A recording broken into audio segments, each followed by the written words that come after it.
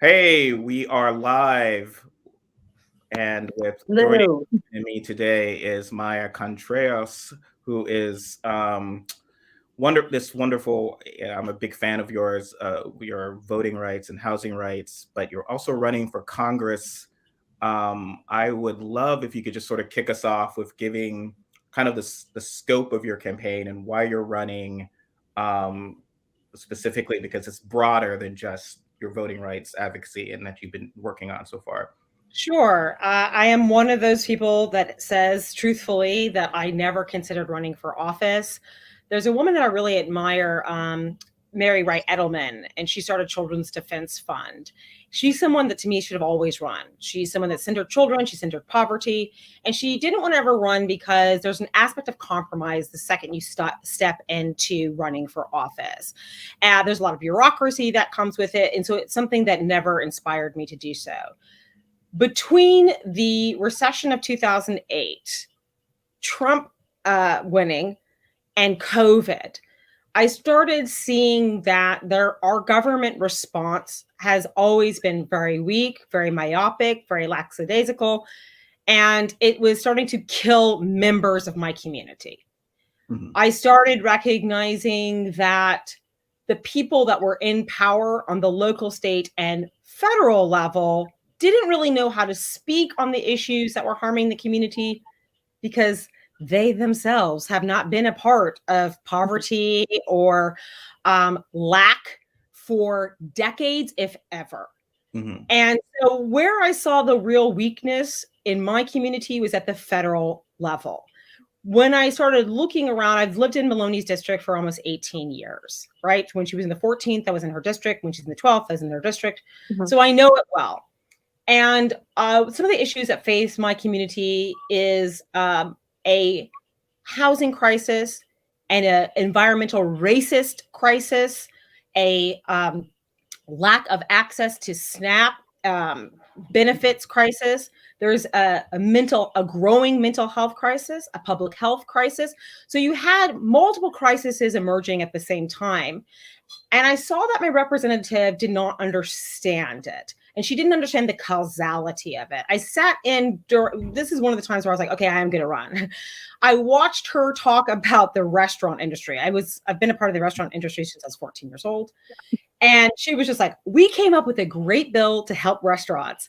And we're listening to her. And I'm like, she's never worked in the waitstaff industry before. She has no idea what she's talking about. So I didn't say anything. But a friend of mine who owns a restaurant said, you don't know what the hell you're talking about. He goes, this bill doesn't help anybody. And she went, oh, I guess I didn't read what was in it. She said that. You can look it up. You guys can Google it. And it was at that point where I said the majority of my district works in healthcare, hospitality, and artists. And she doesn't know how to help any of those industries. And so at that point, I said I'm in two of those industries. And that's when I decided I wanted to run. I knew that I'd be running against a multimillionaire and that it's very difficult to do. I did not know that I'd be running against basically two corporations. And I'll answer that afterwards. So that's why I decided to run. Mhm. And and quickly, and I know Robyn has some questions. The one interesting thing is that it speaks to this sense that you were saying of like this sort of atrophy. And I've been on the fence about my own position on term limits. I've sort of been like, well, the public should decide and so forth. And I've been nervous about perceived ageism. I am wary of the sense of a lot of anti-establishment talk can sometimes be perceived poorly by Black people, women of all races, because we gain our power over time. So, like, so some young white kid saying, "I want to," who cares about the establishment, can feel a little, well, no, like we've done all this work, but at the same time, it just seems uh, this disconnect from real, like you haven't lived as a real person for so long. Um, as artists speaking, it often feels like there's a period of where an artist or a stand-up comic or a musician, their work is very reflective of like, this is what it's like to be a human being. And then suddenly your song is about how the man won't let you produce the right, don't give you money for your next film project or your you're complaining in your stand-up act about very rich people problems suddenly, and it's like, oh, you are really disconnected from the world. And Lauren Bobart's an idiot. I don't, but at the same time, there is something to be said about, there is a sense of movement of someone who can speak to, last year I was a member of this community. I experienced small business owner. I was this is who I was before that. And I think there's been a sense of people resisting the primary of folks, specifically New York. So with AOC, Jamal Bowman, but they had sort of unseated Democrats who, to me, had gotten very complacent, removed from the community as a whole. And I guess the question here is that because there was a sort of a sense of why you shouldn't primary any Democrat. And you'd mentioned, it's like, well, it's a very safely Democratic district. And if you like, so if no one primaries anyone, there's really no election, and that's there's something really undemocratic about that to me. Like inherently undemocratic about that, and you just sort of keep, and then it just seems like, okay, well, but she's a ranking member, and why should we lose this ranking member to Maya the upstart? And then it's like, okay, well, now it just seems like without the term limits, you've set up the situation where there's no primary, no sense of where anyone needs to actually speak to their supporters, and it's like the mob, right? They're made men. And that doesn't seem to Robyn's point democratic at all. Can you sort of speak to some of that, as that concern that people might have about?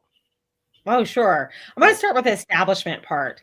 Once you're in Congress, you're part of the establishment. Period. End of story. Cory Bush is part of the establishment. AOC is part of the establishment. Bernie Sanders is part of the establishment. You're part of the establishment. Once you move into that literally is moving into power. Okay. I'm not challenging Maloney because of her age, because Barbara Lee is the same age. And I think that Barbara Lee is a spectacular representative. Yeah, she wants to make housing a human right, and she wants to codify that. Okay.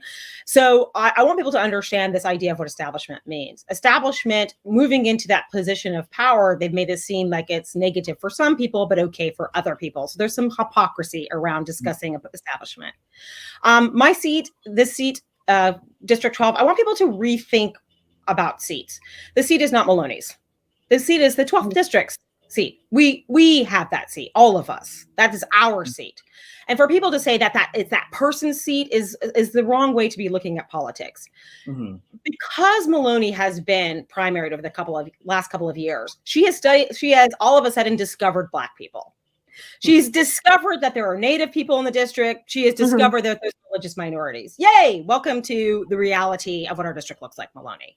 She had her first ever anti-racist environmental bill ever in 30 years. My district has been struggling with environmental racism, lead in walls, poisoning of rivers, Con Ed building, all this stuff. And she's only introduced one environmental bill in 30 years, and it was years ago, right?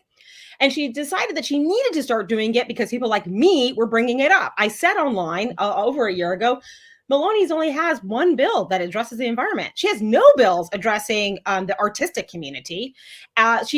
The only one that she kept introducing over and over again, and it was for a museum. And I was like, those people are dead. They don't need your help. You have a lot of alive artists that live in the district. You should help them. Okay. So to me, there was so much that was lacking. Now, I will say this. My mother was born in Washington, D.C. My grandfather taught at American University. When my grandfather immigrated here from Chile, from Valparaiso, Chile, he was first immigrated to New York and then to DC. I spent summers going to DC to visit him during school. And what I saw right away in DC was that it was isolated. It was segregated and it was isolated. Because of that isolation, a lot of people that work there literally forget about who their constituents are. And even when you go into the building, if you go into the Hart building, the Senate building, you're weaving through these like passages, and it's like a little bit like of an unfun Harry Potter, right? When you're walking through these, mysterious buildings. But it keeps you isolated. And I think that's a bad thing, because it keeps you forgetting what the people need in the district. Maloney comes out just like a lot of other representatives do every 2 years. She takes a ton of photos around the district. Here I am, at this temple. Here I am over here delivering, something to NYCHA, which are public housing. But then she goes away again, and then she's not proposing legislation that was actually going to change things. So this is the importance of challenging an incumbent. I will also say, lastly, my district is the third safest district in New York City. So it's like a D plus 35. It's not going to a Republican. They're not, even if all of them voted. I think it's like D plus 67 or something like that. Even like it's like really, really high. Oh yes, absolutely. It is the bluest. It's one of the bluest districts there is. So a lot of people you shouldn't have like a super awesome progressive representative instead of just like a regular lady. Yeah. I will also say that the last part you also addressed, you said something about term limits. Okay, let me just say this real fast about term limits. We know that what political science have said was that term limits in Congress is difficult. One, it's enshrined in the Constitution how long you serve in the House, okay, and in the Senate. And so one, you'd have to obviously amend that. And ain't nothing getting amended in the Constitution right now. We can't even pass voting rights. So that's one. Two, term limits can be tough. What should happen to me instead is that we address Citizens United and make it the playing field even for people to run for office who are like me, that are not wealthy, that are not coming from wealth, that are not coming from intergenerational wealth, and that have the ability to not have to raise maybe $100,000, but not like $1 million. It costs on average $2 million to win a House seat, which is horrifying. That's a bad use of money. Yeah, it is. Yes. I'm personally a really big fan of publicly funded elections. I actually think that it would be better if every single candidate got a set amount of money and that was it. Because really, the fact is, like, you don't really have to, even the people running for president don't have to like go crazy traveling. There's we'll now have a pandemic, that inhibits people's ability to travel, but also the internet exists.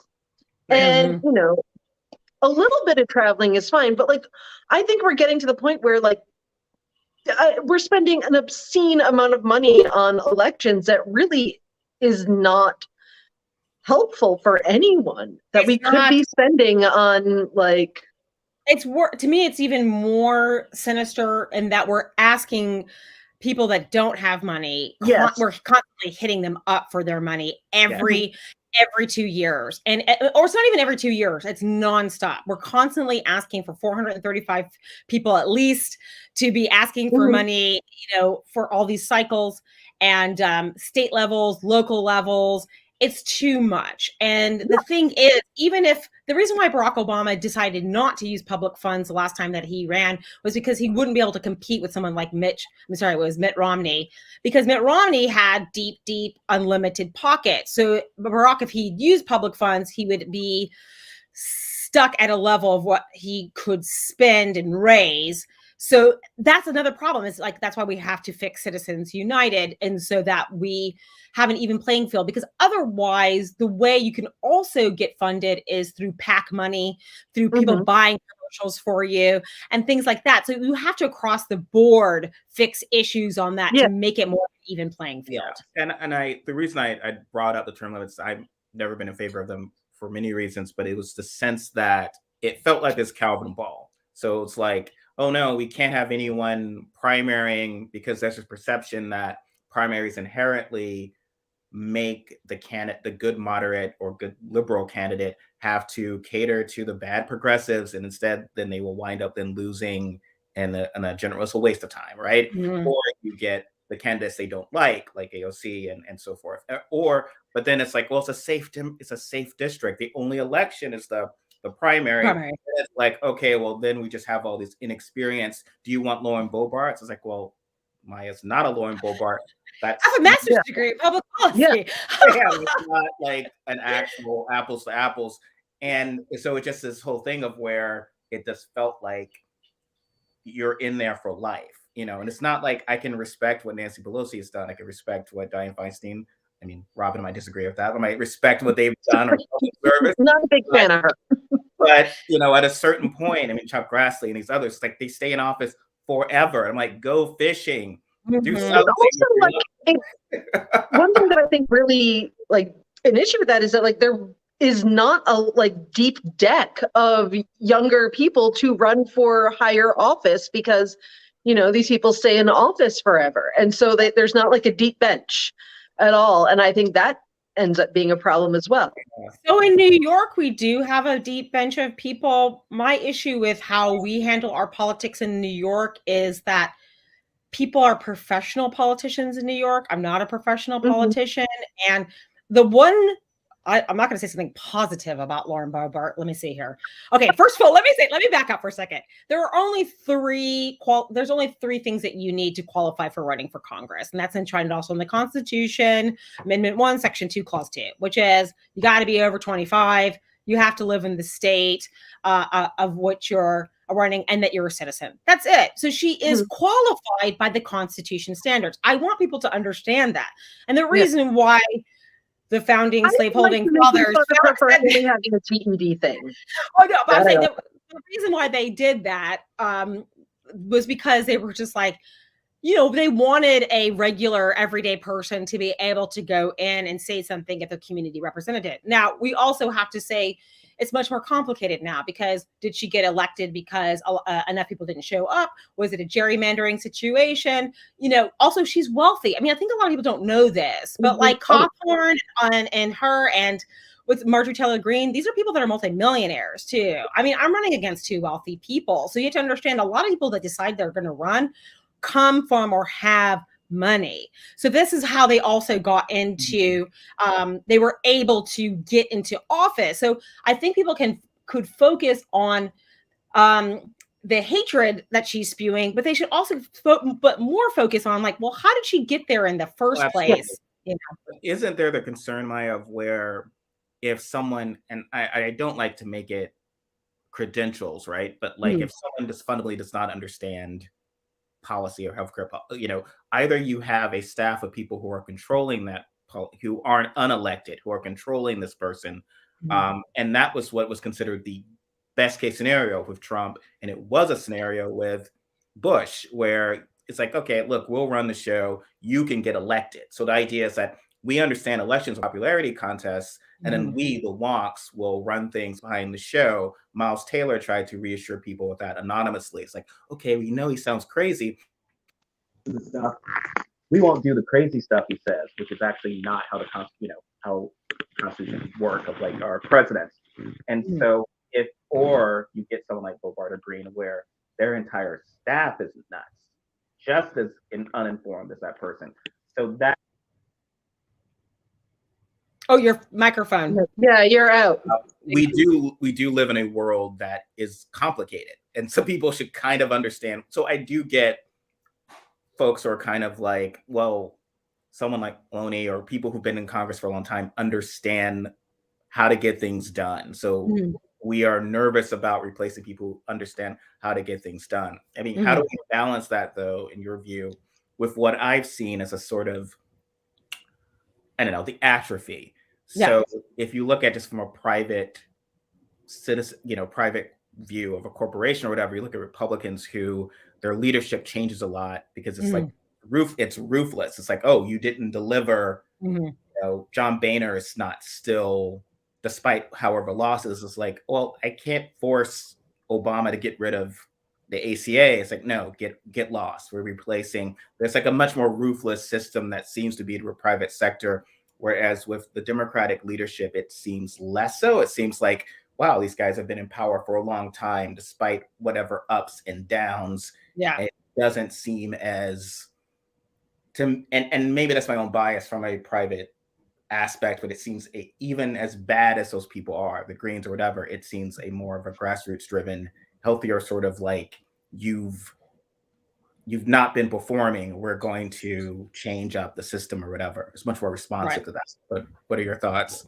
So let me say for when people go, Maloney delivers or X, Y, and Z person who's in Congress delivers, I would, one, say debatable. Two, I'd also say this. I'd also say, let's talk about Reconstruction for a second. something that people worried about was that formerly enslaved people are moving into Congress, and they were all men.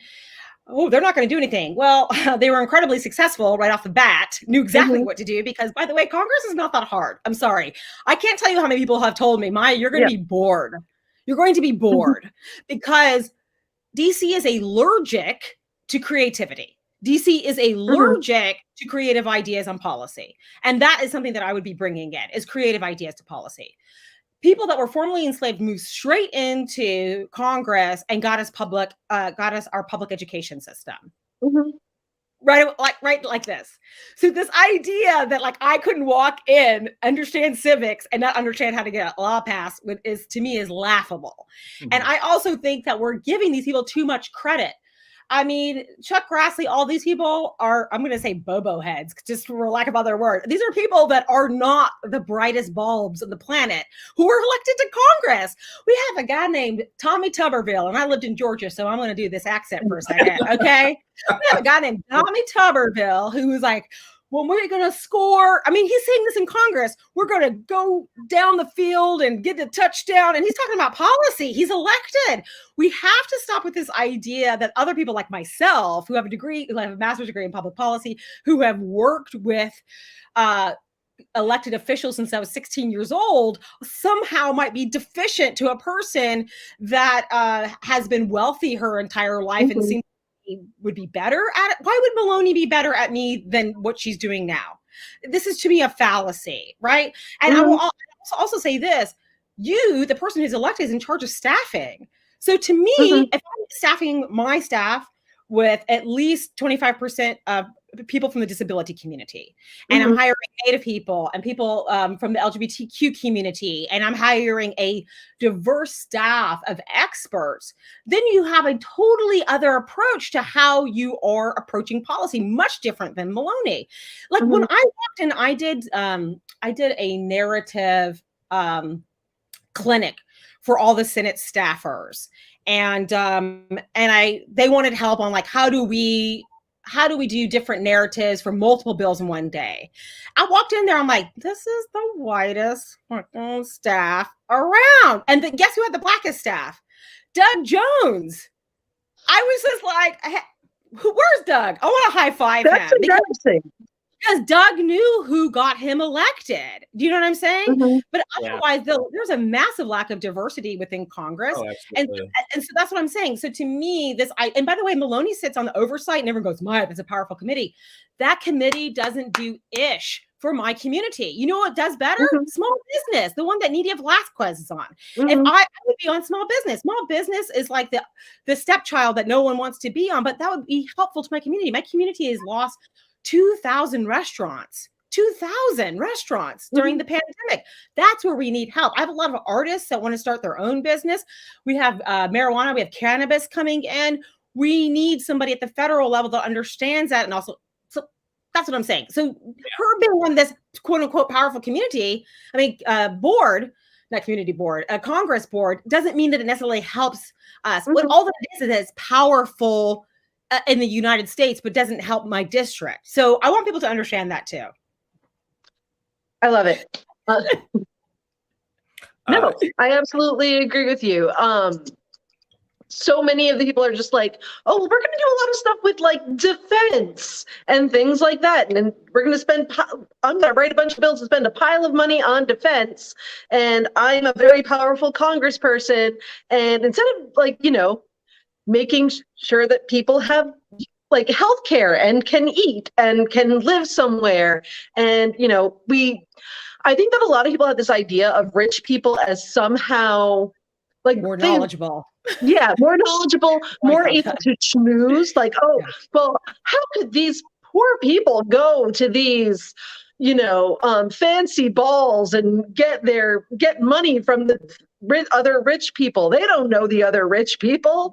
And and it's such like, everything is so like, it just keeps getting worse, like the more that it gets defended. Well, that is also the idea of, if your goal is the presidency, the sense of especially with Democrats around the 80s, it was the idea of we need to present as tough on crime and tough on defense. So you want to be president, you're going to get on the foreign affairs committee or or defense, Yeah. oversight and prove that you can do. But Fuck small that business, shit. in my community, how will that get me become senator and then president? But something you mentioned, it reminded me, and Robyn will bear with me because I'm middle aged and will always reference TV shows that she's too young to have seen. But this TV show Spin City, a pilot, is typical of like Remember, that was on. the out of touch, kind of goofy Tommy Tuberville almost in certain ways, white mayor, played by Barry Bostwick. Mhm. He had essentially insulted the gay community. And Michael J. Fox, how do I fix this? And so he hires the head of an LGBT activist community, played by was a gentleman named Carter on the show. Was a black gay man. And the idea being that that's how you fix it. You bring in the staffer who will work. Of course, mayor is still this goofy idiot white guy. He's in charge, but maybe at meetings Carter will speak up. And as opposed to, I think what happened over time, I think starting with Obama and later over the idea that black people and folks are like, well, wait a minute, why don't I just challenge the goofy white mayor instead of being on his staff and maybe and then just run it smarter, more aware, and wouldn't insult the like, why don't I just be mayor of the city? Like and it's not the show's fault. I mean, that was the perception of the time. That is progressivism. That is like bringing in Caroline, you should go. And I'm not saying that that's what people are thinking, but I do think there's this implication of when I hear paying your dues or whatever stuff, and I never want to hear that term again. Bring in Maya, have her work on, and then later but then you'll be like in a Prince Charles position, because that's like a King Jeffries is the Prince Charles of the Democratic Party. It's like essentially at some point the Queen will transition, because they replaced that about the Queen. She will transition to a different state as a metamorphosis, and then you'll have Prince Charles will come in. But that's not particularly healthy, I think, or reflective of what the Democratic Party should be. It's a party that, like it or not, most of the voters look like us. And I think that is... true. Let me say this. I'm going to speak to this insanity idea too for a second, and then I'm going to go into the paying the dues part. I'm sorry. Everyone. I love that you said that, because I'll say this. The reason why that was the idea of progressivism then is because who were the staffers on Spin City? White guys. Yeah. Right? Oh, so my family, my father's black, my mother's Latina. When I was 10 years old, my mom's best friend Eileen was sitting in the kitchen talking about how her girlfriend wouldn't hold her hand. And Eileen says, she looked at me because I'm 10, and she's like, is that messing you up? Is that weird? I said, no, it sucks that your girlfriend won't hold your hand. Like, I knew LGBT issues early. And also at 13, I knew I was bisexual. I was like, oh no, I'm going to crush on a girl and a boy. Crap. So I was like, I don't know what this means. So to me, early on, I understood. My mom took me, I put this on Twitter today. My mom took me to see Dick Gregory speak when I was 15 years old. I already knew that the issues of this country were messed up. I knew that my family was being harmed at the federal level when we ended up living in a storage facility when I was 10 years old. And my mom was working 2 part-time jobs, one as a seamstress and one as a silkscreener at a factory. And she still couldn't make ends meet. So paying my dues, I have already. And watching, when my mom died, she owed so much in her hospital bills that everything that in our house was seized and sold, including her sewing machine that I wanted to keep, because that had to go to hospital bills. So when people say to me, Maya, you need to do this or that, I'm like, girl, I started working. I started a club to help unhoused people at 16. I was working with Sarasota City Commission at 16. I was awarded for that. I was Disney's dreamer and doer, at 18. At 20, I started another club called De las Mujeres to house LGBTQ Black and Latina youth. I've worked in unhoused shelters for domestic violence. So where the hell have y'all been? You know, when people say that to me, I'm just like, when people say, well, because you haven't run for office, I'm like, yeah, I didn't want to run for office at that point in my life because one, I was told people like me shouldn't ever run for office, really, because at that point it was majoritarily white Christian males, right? Absolutely. And when Black people ran, they were harassed. They were on, and especially for women too. Mhm. Now, what's interesting to me is that people think that you have to run for office and pay your dues by working like that, instead of someone like me who has worked with city council or city commission or all these things my entire life. I've never gone a year without working in that capacity, but they're okay with some rich white guy working from the private sector and boom, moving straight in or writing a book and getting published by Oprah and then going to run for Senate. I mean, this is what I'm saying, because people aren't giving them as much guff as someone like me has gotten on Twitter. And I guess we could talk about that too, if you want to speak about that. Yeah, there was a lot of, because you had hired your response have been done a lot of advocacy as a young person. There's a history of people doing advocacy in young person, and you know, as Robyn has said herself, it's sort of you call it, I don't like to use a gender term, but you call it someone eating crackers for the Bitch eating crackers. So like anyone there was really looking for a reason to discount you, specifically because for no other reason than you had a staffer who's going to be your chief of staff was a teenager. Yeah. Which I actually thought was pretty cool. And he is so cool. I'm sorry, go ahead, Stephen. No. That it was somehow associated with child labor, and really huge thing. And can you just speak to this? Sure. I mean, to me, it was for me. I'm not one of those people that thinks that everything happens for a reason, because I hate that when people say tragedy or controversy happens for a reason. It's because like my mom didn't die for a reason. I don't think that. I think that there you go. I think that things happen for an opportunity. And when that happened to me, I said, okay, well, let me look at this opportunity here. It was clear to me that people were looking for a reason to bag on me, because I had a couple of people. There was this one woman, I won't say her name because I don't want to give her any shine. She had been talking ish about me for a long time for challenging Maloney. But, you know, I haven't said anything racist or sexist or homophobic or anything, you know, in my life. So they're like, what can we get Maya for, right? And so this was the first thing. I was like, hey, this is pretty good. If this is the thing that you guys are trying to get me for. Yeah. But they were, at first people were just like, wow, this is wild. And I got a lot of praise for it, because Theo is somebody that has worked on several campaigns. He was the chief of staff for a person who is non-binary named Paperboy, who had run for mayor. And Theo is just one of those people that is gifted. And this is something that is his passion. He reached out to me. He saw me do my 13-hour filibuster about voting rights. He liked that I was talking about universal basic income for foster children.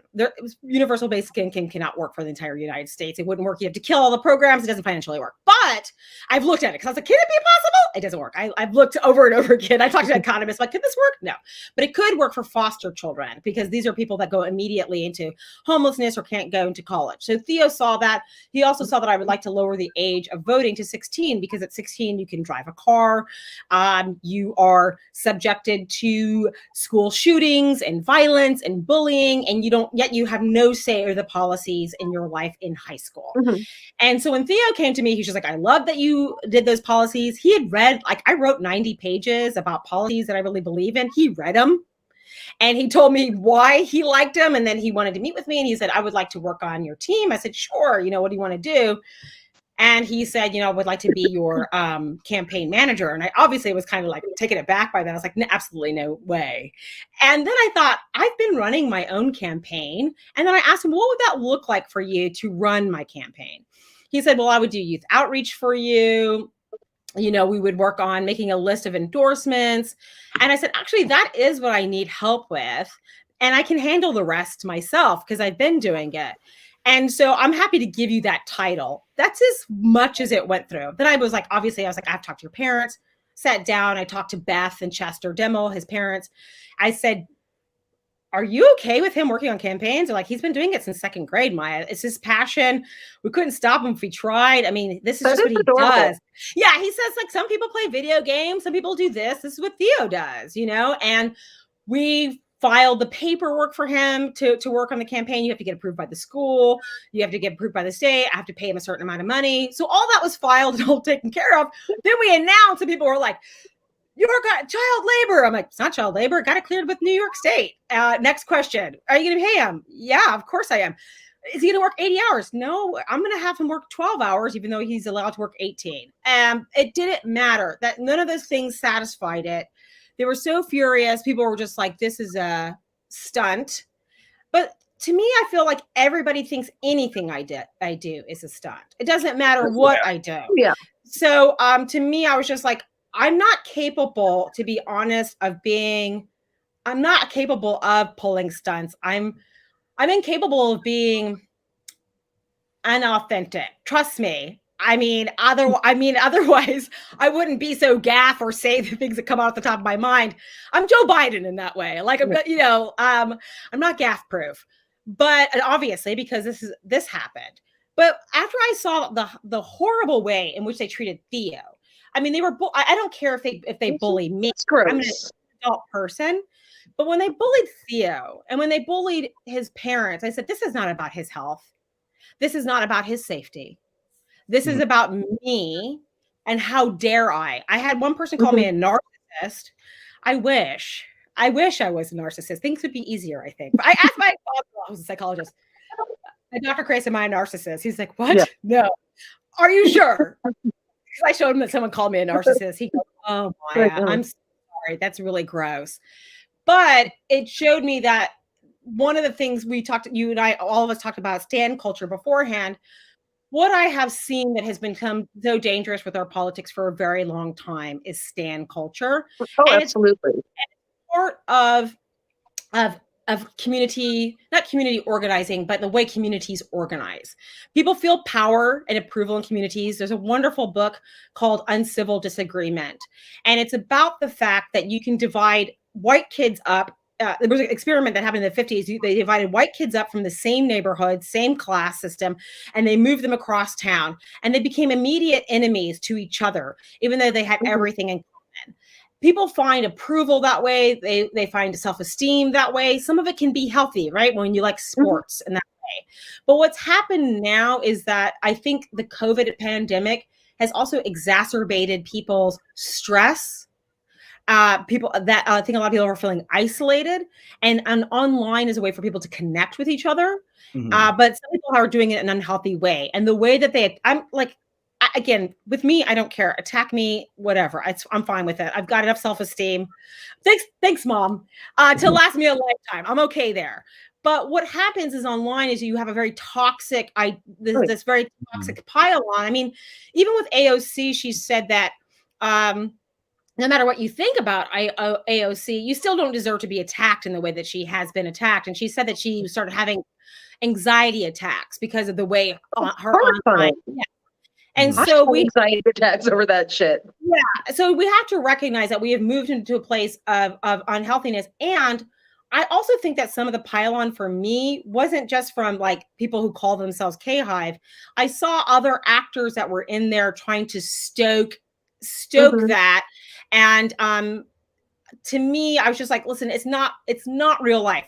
Part of online is real life. One of the things I like about online is that disability community, people who can't maybe come in person and talk, get to share experiences. Trans community gets to share experiences, and there's a learning aspect to it. But the bad part of social media is that we know that I think they're going to do a study and find out it's as unhealthy as smoking, because, there's a lot of people now that are, the isolation is causing people to cause self-harm, and they're getting depressed. They're feeling isolated. And this pile-on aspect is exacerbating that. I'll say that. Oh yeah. I mean, I think that's always been the case. You say things you would not say to someone and to their face, or I would hope not, or it is very toxic. And also just a sense of, as you're saying, it's very moving targets. So this was this issue, and it seemed as if and like we discussed before, you've kind of got pulled in, despite whatever you had ever said or believed or who you were prior to this. You know, a lot of people who have vote like Black women in their profiles suddenly Or were putting attacking me. you, Yeah. associating you with certain people they did not like. You know, I call it the original sin of Bernie Sanders. I was not a big Bernie Sanders supporter in 16. I think I I think was. you know, but what I think for me it was also standishness. It was like, well, people really, there were like people like really into him, and it was like actually Robyn was one of the first who was like, I like the guy, but I'm not gonna like walk on. I don't I think don't, here's walk my on. thing. I don't stand for any goddamn politician because I feel like politicians are supposed to be tools that, like, there are people that I think are doing great, that I think are, you know, like I will always be like, oh, but really, but when you said earlier, but like, I don't swoon or stand for any politician because the whole point of politicians is they're supposed to do like shit to help you. And if you're just like, oh, my hero, no matter what you do, then like they're not going to do good shit for you. Like, Well, Yeah. one of the things that I liked also about Theo was I told him, I said, listen, I didn't support Bernie Sanders during 2015 or 16. And I know that you did. And I told Theo, and I know that you supported Yang. And I said to him, I said, I've been critical of Sanders. I've been critical of Yang. Are you okay with working with me still? You know, because I didn't disagree with some of the policies that Bernie Sanders was saying. I was disagreeing with the approach to it, or that there wasn't a full explanation for things. And Theo was like, I don't care about that. Yeah. And to me, I was just like, why is this the most mature person in the room? Because he literally was like, Maya, I don't care about that. I care about policy. He goes, I supported them because of the policy. And so to me, I thought this was a wonderful opportunity to show people how someone like me, who had supported Kamala Harris, and him, who has supported Yang and Sanders, could work together and get along. And people didn't like that. And to me also, what I also didn't like too is that you also have the same groups of people too, that won't allow for any criticism of Joe Biden. And I find that to be very dangerous as well. I'm like, we need to be able to be critical of people that are in office. It's different to be just, you know, screaming and yelling and saying they're doing everything wrong. It's another thing to say, listen, these are the specific policies that I'm not happy about. I'm not happy about Biden's border policy right now. I'm not happy. You know, I'm not happy about how he is discussing, you know, poverty issues or things like that. But you have groups of people online right now that are like, won't take any criticism at all. Now, I will say with Kamala Harris, I did understand that. And let me back it up to Barack Obama for a second, if I may. I had a friend of mine, my friend Eden, who I love very much. She was very much for, she's a big Bernie Sanders supporter. And this is before Bernie Sanders, this was during Barack Obama's time. And she was being really critical of Barack Obama. And this is right after 2012. And it was a very brutal, Stephen, I'm sure you remember, it was a very brutal, very racist election, 2012. And it was that beginning of like how we're going to approach Obama now. We're going to talk about birtherism. We're going to do this. And I was having drinks with my friend Eden, and she said something very critical about Obama. And I said, Eden, I can't take it. I'm sorry. I just cannot take it. Please criticize him at a different time. I'm not saying he's perfect, but I just have like dealt with hours and hours of people saying racist stuff about him. I've just had it up to my neck for a moment in this.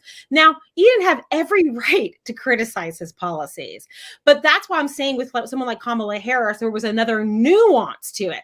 It's not just a policy issue. There's also the issue of there was a gender issue and how she was being approached, that she slept her way to the top. There was a racist issue, that she wasn't Black enough, that she was this. So to me, there was another layer of exhaustion when you're running, if you're a Black woman, if you're a woman of color that you're running. And that's why, to me, why I was also supporting her in an alternate way, not just for her policies, which I liked a lot of her policies, not all of them, but I liked a lot of her policies. So I just wanted to bring that nuance to back to why that happens. And I understand that. I would actually say the people who were the most vicious to me were white dudes who were super into Kamala Harris. And like, I was just like, I have no actual beef with Kamala Harris. Like, I don't I just happen to like Elizabeth Warren better, like for, you know, my own reasons, but she's fine. But like, that wasn't enough. And it was like, you need to die. Like, it was just like very intense. And I don't do well with that. Like, I have friends who voted for everyone, you know, like my friends are normal. These people are freaking like, they're too much. Like, yeah. And if I could just take that back, what you were saying, I think, and this goes, I think, to Theo in a certain way, was that the reason I called the original sin of Bernie Sanders was that in that campaign, we saw, I've always said that the biggest tragedy was that Donald Trump, of all people, was able to seize upon the anger from, I would say from Occupy Wall Street, from the financial collapse, from people suffering, that Democrats were kind of like, oh, let's not talk about that. Let's move forward. Everything's fine.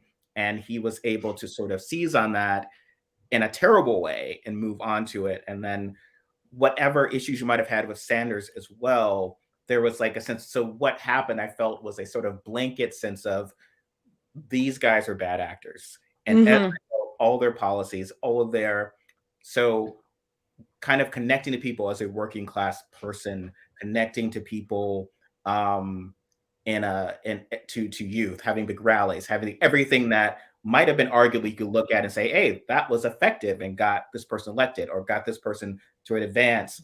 This person turned out youth voters. I began to see both in 2012, 2016, and in 2020, people mocking you. Youth people never turn out. And so when Biden would beat Sanders, it's like, yeah, see, that's why we should go to suburban white people. And those are the people who matter. Those young people are idiots and never turn out. And they were happy. He was promising. You don't give them anything to turn out for. Like, yeah. And I was like, well, even if Sanders is failing to turn out young people, well, how is Biden going to do it later? Won't that be a problem? Or like when Biden was not doing well with Latino voters. And so I was like, to me, it's just like, you don't have to like someone to say, just rip them off, to sort of do, go in and get everything that is being effective. So, because now to me, it seems like a sense of we're sacrificing a lot of the grassroots. It scares the hell out of me when Matt Gaetz, Marjorie Green, they're the ones turning out young people. We make, we make fun of Charlie Kirk all the time, but again, Turning Point USA is a very large organization. It has like a lot of conservative and Republicans, and you get a generation of young people. We joke at Candace Owens' Blacksit or whatever, but we can't take for granted that young Black people, young Latino, young people of color are going to stay on our side forever. We need to be able to reach them. I feel like there's been a sense of we're not wanting to do that, and I think that aiming at the suburban white vote is a very shaky coalition, right? Like we saw that in you had put it right on the line in Virginia when that suburban white coalition turned like that. And you had said, because you called it a racist campaign, no beating around the bush. He ran a racist campaign. And I think I've gotten some heat when I criticized Nancy Pelosi for saying we need a strong Republican Party. And it's like, we have enough problems with Joe Manchin. And I'm like, why do we need fascists? Why do we need a strong Republican Party? And it's like, well, she has to say that so that, the suburban whites will support us. It's like, really? Look, why do we lie to them? And you know what? I don't think that does anything for them. I really don't. I'm like sitting here in a suburb of Rochester, New York, because I'm staying at my parents' house for, reasons. Because whatever. But and I grew up here, and I don't know anyone who's like, yep, this is like the way to get to me is just to be like, who's great? The other guy. They're fantastic. Good for them. A+. We're not going to, change much of what they do. Yeah. Like, I don't think that is party. There are issues that they could get suburban white women with if that's like their big thing, but they don't want those issues either. Like they don't want, child care that much. Like they don't want, a lot of issues that they might actually go for hypothetically because, oh no, it's too much. It's too scary. So they just have to go with, oh, we're like the other guy, but less tacky. Yeah. Well, I will say this. I think when Nancy Pelosi says stuff like that, one, she shouldn't. Two, I think she needs to step back and recognize that she should look at Europe. I'll use Europe for a second. Whether it's the Bundestag in Germany or Parliament in England, if you have lots of, they don't have it just a two-party system, right? You have lots of different parties. However, it doesn't matter how many parties you have. You end up with coalitions. So you still are having you have two coalitions that vote and one wins. So it doesn't matter. So people think in this country, if we have a bunch of fractured parties, our democracy is going to fall away. I'm like, no, what's going to happen is you're either going to have a coalition of those parties or you will have democracy fall away. So the Republicans right now, what they're having a splintered coalition that's going to come together no matter what. So Nancy Pelosi needs to step back and recognize she has to see that times have changed so much for Republicans. They have the KKK faction of their party in full effect, and they have traditional, what they would call traditional Republicans that were still pretty anti-civil rights. I would consider Joe Manchin in that now too as well. Oh, so absolutely. they have their coalition of Republicans, and they're always going to fall in lockstep. So what Nancy Pelosi and other party leaders, Hakeem Jeffries, who probably be the next speaker, what we need to focus on is our coalition on the Democratic side. And we need to know what that looks like. One of the things that I will give to Bernie Sanders that he did really well was he was very good with his Latino outreach. And it's because he hired really fantastic Latino leaders to help do that. Chuck Roca, I believe, was part of it. And as a Latino woman as well, something... going and having that personal outreach, the same within the Black community, is something that Bernie Sanders did and something that Biden didn't really know how to do. Biden did hire some wonderful leaders in the Latino community as well, but still didn't have that fluency, that deep reach of like how to go do with that outreach. I will also say one of the reasons why the Democrats keep focusing on white suburbans is they look at the statistics and they see that statistically white people still in the Democratic Party still make up the majority almost in voting, but the scales are tipping. But what they don't recognize still that who are the ones that come out at the highest levels? It's still Black people, it's still Latino people. So that's where they need to be focusing on. So this idea of like going, well, we're focusing on white people because there's more of them is the wrong approach.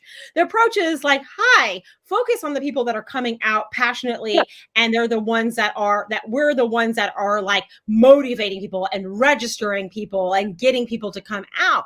When I marched for voting rights in Washington, D.C., it was 95% Black people and like 5% of white people. So to me, if I had to sit down and talk to Nancy Pelosi and talk to Biden, I'd say, white people are still going to vote for Democrats. You need to chill out and you need to focus on the people that are, when they don't vote, like when Hillary Clinton lost, she lost for two reasons. One, there was voter suppression. It was the first time we had a presidential election without the full protections of the VRA. People need to recognize that is the number one reason why she lost was voter suppression. And second, disinformation campaigns that moved people, Black people from coming into voting. There's a dispassionate feeling of like, okay, well, maybe she's not going to do something for us. And so instead of saying we need to really target and focus this, I feel like Tim Kaine was a huge mistake for her to have picked. I like Tim Kaine, but it was the wrong person to pick for vice president because Democrats are always risk averse. They need to stop being so risk averse and recognize that. Risk is actually attractive is the thing that people don't really get. Like if you take a little bit of a risk, it's more interesting and more attractive to people than just being like, things are okay and I'm going to keep things being okay. People, And I'm glad you bring up Tim Kaine. And I've mentioned, Robyn and I have just talked about this. And I think it reflects a lot of what happened in 2016 of a sense of resentment, perhaps, for a lot of admittedly bad stuff that some folks on the Sanders campaign have been doing or whatever. Because to me, if Hillary Clinton had managed to win, and it was close in 2008, her picking Tim Kaine would have been insane, right? You would have been like, wait a minute, you almost lost to Barack Obama this guy does not in any way, no matter how qualified he is or whatever, reflect the mobilization, what Barack Obama was bringing. It seems like you're making a big mistake, because that's normally, generally the choice would be, even with I was concerned because it's like, oh, Trump didn't choose, Omarosa as the VP or some kind of, he chose Mike Pence, part of the establishment, respected by the RNC, someone who would reflect the number two. If you could, Ted Cruz almost was number two. Mike Pence seems to be a logical choice there. So to me, it was just like, we are kind of doubling down on saying the whole Sanders thing, everything, the populism, all of that. We're not even getting a Sherrod Brown, right? Yeah. Like, an answer to look, maybe we need a rumpled white guy who's gonna who's gonna be.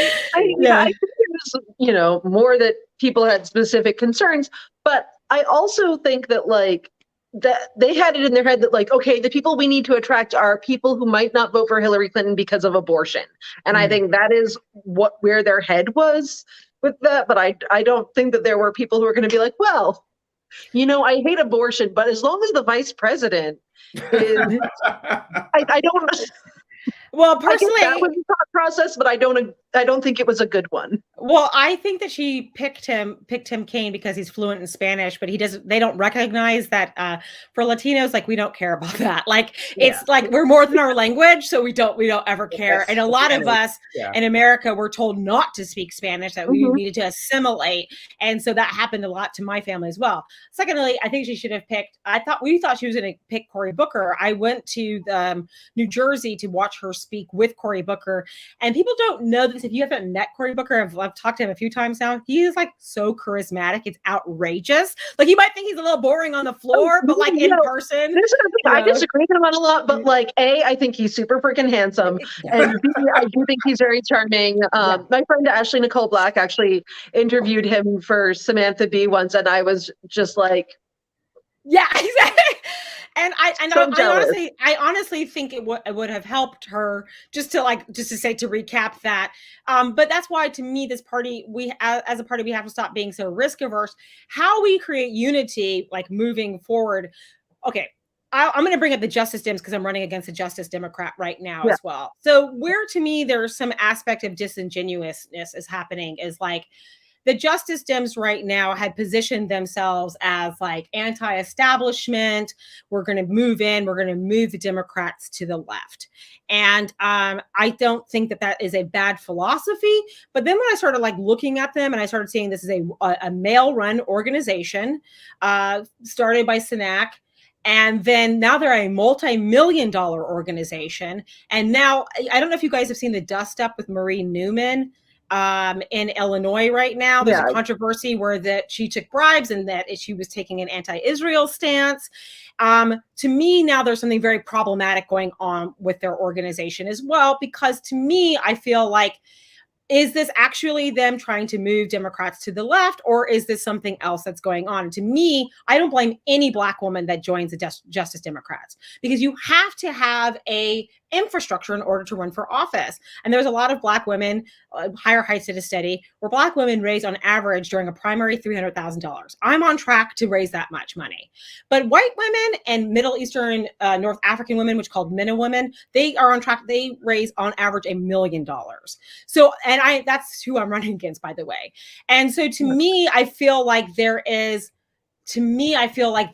something disingenuous that is going on with the Justice Democrats that I would like to see. And also, they're not disclosing where they're getting their money from, right? Unfortunately, AOC right now and a couple of other Republicans and Democrats are not disclosing all of their small donors. And to me, that's a loophole in the FEC. And that's really problematic. So to me, if you're going to be an organization that's we want transparency, we want this, well, then you have to be transparent yourself. Yep. Why are you not disclosing over millions of dollars of where your small donors are coming from? That's largely problematic to me. And why are you writing the platforms for your candidates? One of the women I'm running against, nothing against her personally. I've spoken to her personally to ask her questions, because to me, I had a problem with her running as someone that she would seem to be running as someone that came from poverty. And I knew that was not true. I also knew that she was making $200,000 a year salary, that she's 27, owns $1 million apartment. Hey, not hating on that. I'd love that. That sounds great to me. But then don't pretend that you are an anti-capitalist socialist if you're coming from Google and that you're, so to me, I'm like, don't pretend, I just want people to be authentic if they're running. So I asked her, I said, listen, you're kind of pretending, or you're not pretending. I'm going to give you the opportunity to correct me. I said, are you coming from poverty? Were you ever on SNAP? Were you ever on welfare? Because my family was. I was unhoused. We lived in a storage facility for a short time. And she said to me, my family was helped by the government. I said, Elon Musk was helped by the government. I'm asking you, were you ever on SNAP? Were you ever? And she finally admitted no. To me, I was like, why are you having such a problem answering basic questions? And I said, the reason why I'm asking you these questions is because if you win, you're going to be my representative. And I just need to know where you're standing on these issues. I also didn't love that she wasn't able to talk outside of her talking points. And to me, that's what I've seen as a problem with Justice Dems. If you look at their online presence, they do similar messaging. Listen, the DCC does that too. We call it the D-Trip. They do the same thing. You have the same messaging at the same time. So I'm going, these organizations are working similar to me. You still are working from a patriarchal frame because you're run by men. You're still running from a hierarchical frame because it's a multi-million dollar organization. So in what way are you changing the system if you're organizing in the exact same way of a system that you're trying to go against? So this is my problem of running against a Justice Dem and D-Trip. I'm not running against two people. I'm running against two organizations. And I would love for AOC to actually speak to that and Cori Bush to speak to that and say to me, well, Maya, this is why we back this organization, because right now I'm seeing tons of hypocrisy in this. And by the way, my platform is more progressive than theirs is. But because I'm not affiliated with the Justice Dems, because the woman I'm running against said to me, or she said in a forum, I'm endorsed by the Justice Dem. I was like, no, honey, you were picked by the Justice Dems. You're not endorsed by them. They are running your campaign. And that I found disingenuous. If I was picked by the D-Trip to be running, I would say, listen, my campaign, I'm an established Democrat. I have to raise money because part of it goes to the D-Trip. You have to be transparent. And that is what's lacking in my I agree with you. election. Although I do also think that we do need people out there looking for people to run. And I do think that is one, way to sort of take, yes, that is what the D-Trip, as you said, does. But I do think that we also need to be like, spotting people and being like, hey, run for office, instead of just like sort of sitting back and being like, well, we'll just wait for people to run. I agree with you. And there has to be more organizations for Black women to do that. But Absolutely. My issue is there is not transparency in how they're doing it. That's they're a not, criticism. Yeah, they're not, because they are making it seem, they also have spider organizations where they have multiple organizations under one umbrella. And to me, I'm just like, again, as long as they're being transparent about it, I have no issue.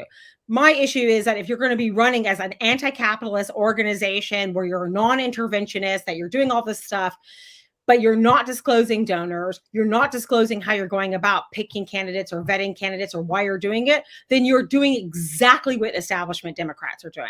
You're doing the exact same thing. You're not changing the system, but you're saying you are. And that's my problem. My other problem is the lack of policy being introduced by that group of people right now. I am not against the ideas of like environmental issues. For example, let me talk about the Green New Deal for 1 second. The Green New Deal, read the resolution, read it when it came out as a white paper from the Roosevelt Institution. The woman that helped actually craft it was a Black woman. She's badass and she works for the Roosevelt Institute. To me, when I read it, I go, there are a lot of issues with this because one, it doesn't explicitly name the organizations that are going to have to change their carbon output. So I'm like, so you're proposing this, but you're not telling which industries are going to suffer. And I say suffer, they need to suffer, right? You're going to go through some suffering. If you're changing over from gas and oil, or you're moving into nuclear energy, or you're moving into clean energy, there's going to be suffering.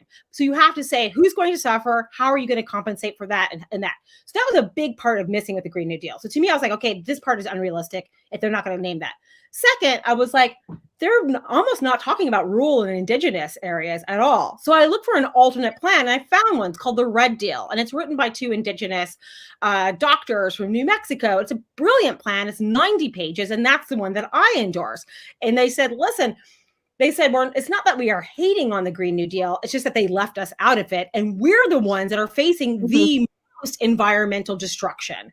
So to me, I'm just like, hello, you guys are saying that this is the most progressive plan ever, Green New Deal, but it's not. So that to me is the hypocrisy. Also with M4A, when Bernie Sanders first came out of it, the reason why when I was like, I don't know if I would like that plan, and people said, why? It doesn't cover mental, dental, long-term care, hearing aids. I'm like, guys, if you are on these plans, because like, listen, I've been poor a lot of my life. So I am on someone that's on public healthcare, right? And I know that you have to get supplemental aspects to that insurance in order for it to function. Also, we have a doctor shortage, and Bernie Sanders didn't address that. I was like, so say like everybody gets covered by healthcare. Now all of a sudden you're going to have 6 months wait to a year wait, and who's going to be harmed the most? Those that are poor, those that are marginalized. They're not going to be the ones that have doctor care first. It's going to be the wealthy again. So you have to take care of the doctor cap. You have to take care of the ableism, the racism, the sexism that happens with our healthcare system, and you have to take care of the universal aspect. So to me, I was just like, what I do not like is when progressives are talking and they're not telling the plan, and they're not talking about the nuances that need to happen, because they're being disingenuous. And then that's why people feel hurt and upset, because people like me that like, I need to get a cap for my tooth. It's $1,500. $1,500. I can't afford that. So if someone like Bernie Sanders says to me, hey, Maya, I'm going to get you universal health care, and I'm going to get that cap taken care of, I go, yay, how? Believe in me, and it's going to happen. That's when I go, because I want to know the plan. So part of what I do is, how do we get to that point? And this is not about incrementalism. This is about putting a plan together, putting pen, paper, and legislating. I know Warren did that, and I think she was attacked because politically, that's the challenge, right? People don't necessarily want to know the details of things, because then everything becomes like, oh, well, that one particular thing isn't exactly hammered out perfectly, and so therefore the whole plan is stupid. Her disability plan was also very good, and so was Joaquin Castro's as well. I know that people don't want to. This is why populism sweeps the planet, because populism is a we structure. Like, we're all in this together, we're working class, and we're going to get this done. But only one of those we is the one making the $175,000 annual salary, getting the great health care. And then, the rest of the we is going, well, when is that going to change? And how is that going to change? But populism is something that can make huge promises by oversimplifying these issues. Cass Mood, Mudde. Everybody should Google him. He has a great presentation on populism. He's a populist expert. And he talks about, it occurs in left-wing circles and right-wing circles, and the danger of it. And one of the characteristics of it is the oversimplification of policy. And that is very dangerous to us all, because it doesn't show people the complexities of actually getting things together and getting them passed. For example, one of the first things that I would like to do is change how we measure poverty. Right now, we have millions of people that should be eligible for SNAP, but they're not, because they make $5,000 too much. Right now, we have disabled people that cannot get married because they will lose their supplemental income, SSI, because together they will have too much assets, and that moves up the asset cap, so they get kicked off. So if we change how we measure poverty in this country, which hasn't really been changed since Barack Obama's time and before then, 1965, we're leaving lots of people out of the system. And then we don't have an accurate measure of poverty. Right now, we think it's around 11%. I know that our poverty rate in America is really 25%. So we're leaving tons of people out of these systems. This is something that no one talks about, really. No one running is. If that was one of the first things that we do. Also, we have to say, what are policies that Republicans would cross over? One of the last forums I did, this woman said that I was the only person, not only in my district, but in the New York's 10th district, that actually answered the question. She said, Maya, if you won and you worked with a Republican-led Congress, what policies would you propose? I said, I know statistically what Republicans will work on. They'll work on a child tax credit, and they would work on something that I would like to do, which is help veterans with their GI Bill. They have, for veterans that served before 2013, there's a cap on when they can use their education money. I want to make that unlimited. No matter when they serve, they can always go to college, whether they're 59 or 65 or 35. That's something that Republicans would cross over for, because they crossed over for part of that bill under Donald Trump's administration. So there are certain things that can be helpful that we can do. But that's what people are not, what I get frustrated about is they're not thinking about what can be done immediately and now. There's so many policies right now that we can advocate for, that might be aspirational in some people's mind, but we can also advocate for things that have to get done immediately. And what to me has to get done immediately is that we have to confront the poverty aspect of what's going on right now. And that we can start by redoing the measurement, knowing what the need is. And by the way, Donald Trump was scared to death when there was an economist that suggested changing the poverty level. It scared Donald Trump because he knew that would change the number of people that were impoverished in this country, living with the federal poverty line. So that's all I'll say about that. Yeah, and I think it is that sense of the sense that our campaigns are, I would say, silly and about popularity. You almost are sort of, well, why don't we just have those policy debates with very smart people in private, and what we run on, and the debate just is this populist movement of like, because then it's kind of like you could almost cynically say, look, why don't I just nominate George Clooney? He'll win. Yeah, exactly. He'll win. I want to win, and then we can kind of later he can bring in his staff, and then it's more of like the election is like you and another bright person saying, okay, Mr. President Clooney, here's our plan, and we'll have the plan, because voters don't, our system, and I know that seems cynical, but it just seems like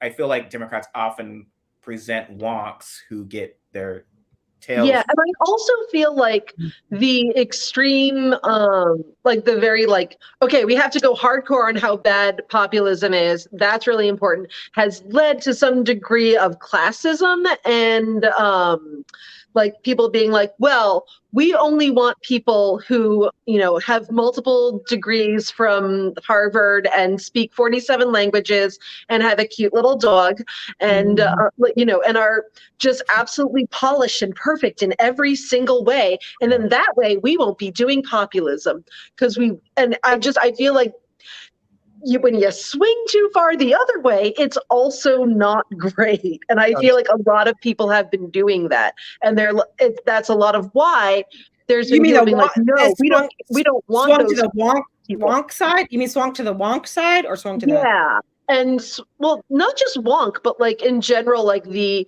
need people who are presentable and polished and very rich and like well-educated, and that's the image that we want to project. And we do not want young people. We do not want people working in factories because like we don't want those people because we're fancy, and it's gotten a little bougie, frankly. I don't think that someone like Cori Bush was necessarily any less speaking of policy, for instance, than any Democrat is running, because I think a lot of people are running in ways that you speak in there are certain talking points that you use, as you're saying about the D-trip and so forth.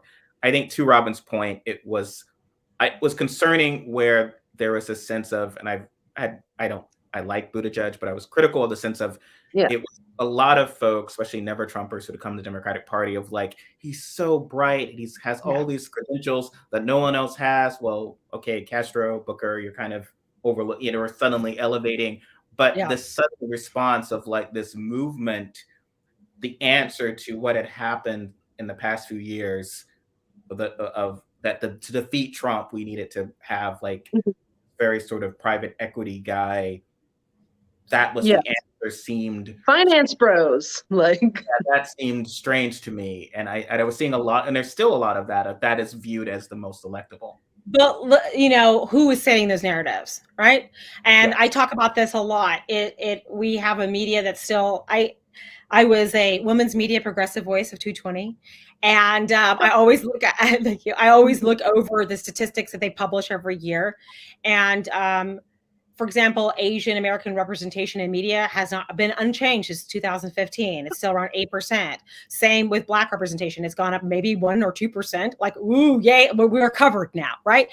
So to me, it's like, it's so utterly frustrating that it's still the vast majority is non-disabled, cisgender, white males that are still running the stations. They still own the television stations. They still own the radio stations. They still own Spotify. They still own all this. They're the ones that are setting what they find acceptable. There's massive colorism.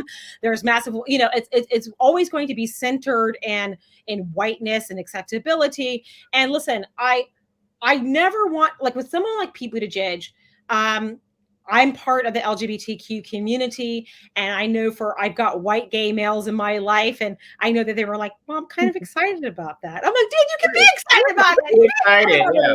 But the difference was, it's not about being, you can be excited. It was more that like, obviously the media was just like, God, he's the best and no one else is better. And I'm just like, fuck you guys. If I make just because I was just like, listen, you guys are ignoring all the brown people that have the exact same qualifications.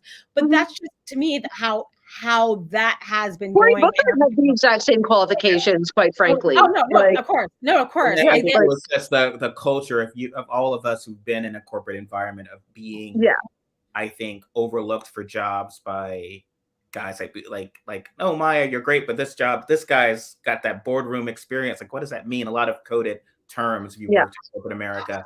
And I was hearing a lot of those coded terms and describing Buttigieg. Oh, absolutely. Was concerning to me. Yeah.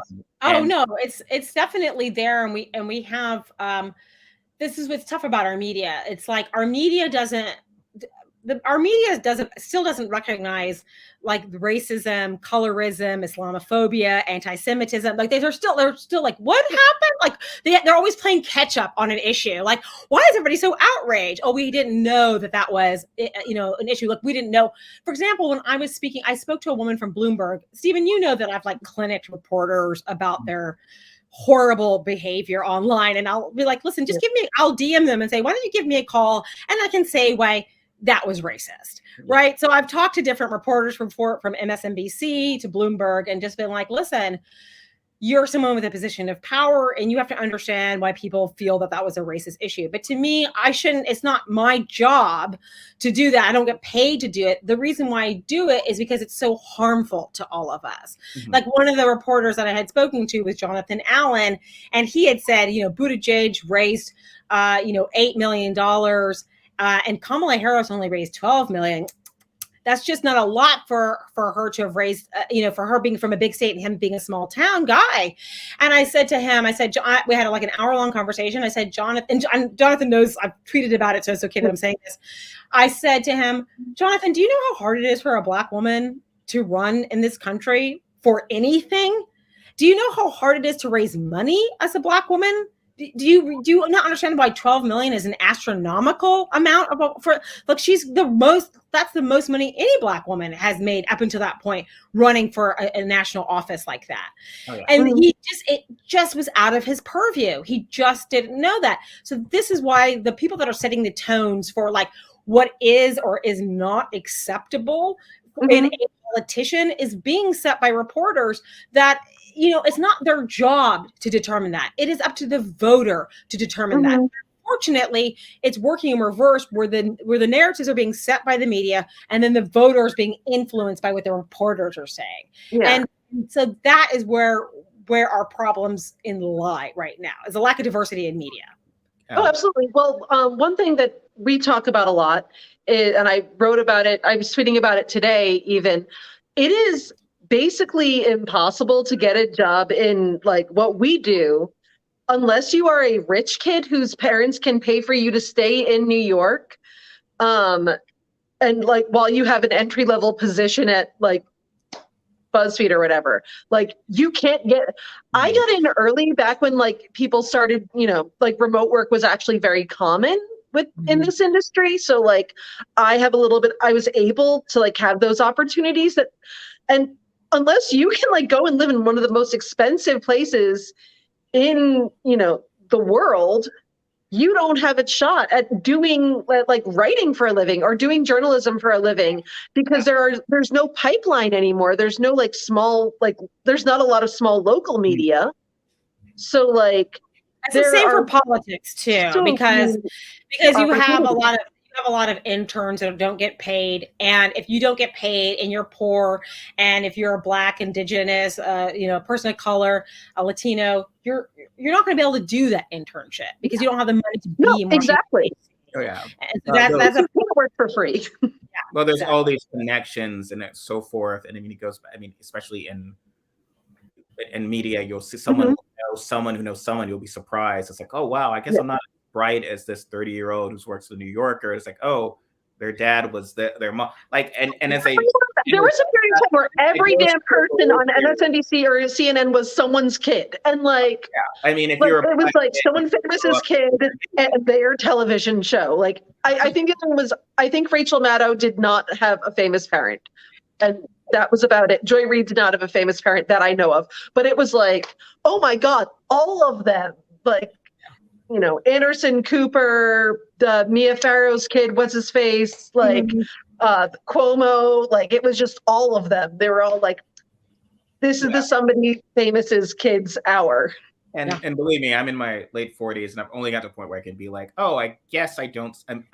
I feel lucky. I'm where I am, and I'm talking to you and have this dialogue. Before you look at, you would just be like, man, I'm not as bright as all these people, all these things that you later like, oh well, geez, I wish I could have been Josh Whedon doing. I'm not as smart as he is to have my own, you know, great TV show at 28 or 29. It's like, you know, his dad was, right, you know, like, and it doesn't. And that's our biggest challenge, because it doesn't mean he wasn't bright and he wasn't talented. It's just that if you're in the room where it happens, you can like someone can see your script or can see the connections are everything. And so that goes to you know, Harris's ability to do this, having connections without having people in a room to like vouch for her is tremendous. And you know, I think that's something that is not spoken about a lot. I mean, I've called it the Obama syndrome of where, when I've looked for work sometimes, and you know, like sort of in the tech world, especially, you look and there's just like, okay, well, a lot of white guys who look like Zuckerberg, and there's a few white ladies and whatever, and there's no Black person. And if you're applying for the job, it's almost like it's a lot of effort to send the resume and write the cover letter. And there's a sort of crushing defeatism, because it's like, well, I feel like they know Black people exist. Yeah. Maybe. I mean, they just said, somebody gave a statistic the other day that said 90% of all jobs are referral, but 80% of those referrals, are white people that are doing those referrals. Yeah. Right? It's affirmative action for whiite people. But it always has been. And it's one of the reasons why Black women of color get into politics later. It's like, for someone like me that, has always worked in the service industry, as a creative person, I've had a play off Broadway. I had a TV show on PBS.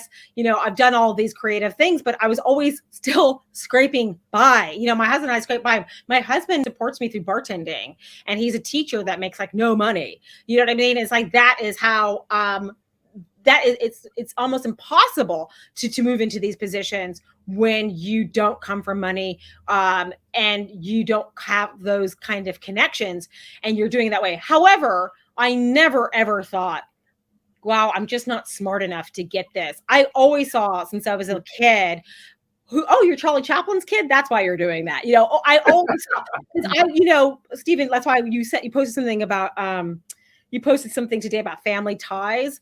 And, I've always been like, a TV actor like Wonk, like knowing like who's related to who, you know, and I always knew, I was just like, that person's related to them, that person's related to them. And that's how all of that worked for such a long time. The same thing works in politics. I mean, obviously you can see from grossly the Cuomo family and all, you know, the Clinton family, they always had these dynasties for a very long time.